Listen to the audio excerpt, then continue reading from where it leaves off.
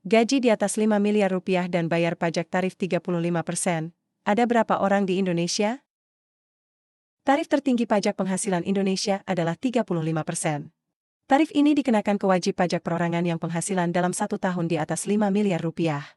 Pertanyaannya, ada berapa orang di Indonesia yang membayar pajak penghasilan dengan tarif 35%?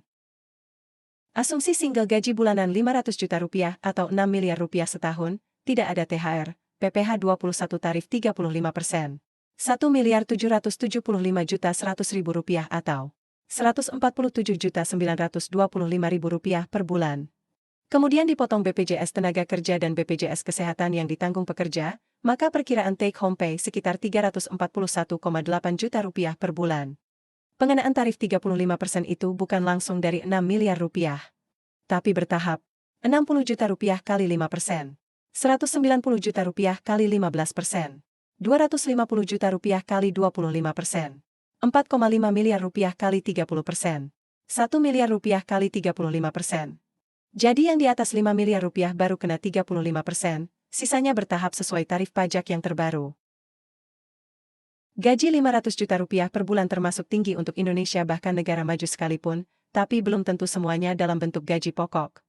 Bisa saja sebagian dalam bentuk komisi, bonus, tunjangan, atau sehubungan dengan banyaknya startup bentuknya saham atau opsi saham. Kemudian yang berlaku sejak 2023 Natura. Contoh fasilitas mobil untuk karyawan dengan penghasilan rata-rata di atas 100 juta rupiah per bulan itu dianggap penghasilan. Jika mobilnya sewa, maka biaya sewa dianggap penghasilan. Kalau beli, pakai depresiasinya plus tol bensin dan sebagainya.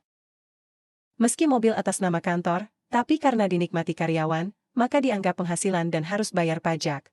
Prinsipnya sama seperti dalam slip gaji yang ada tunjangan transportasi berbentuk uang yang dipotong pajak, maka kalau bentuknya fasilitas atau natura, harus bayar juga.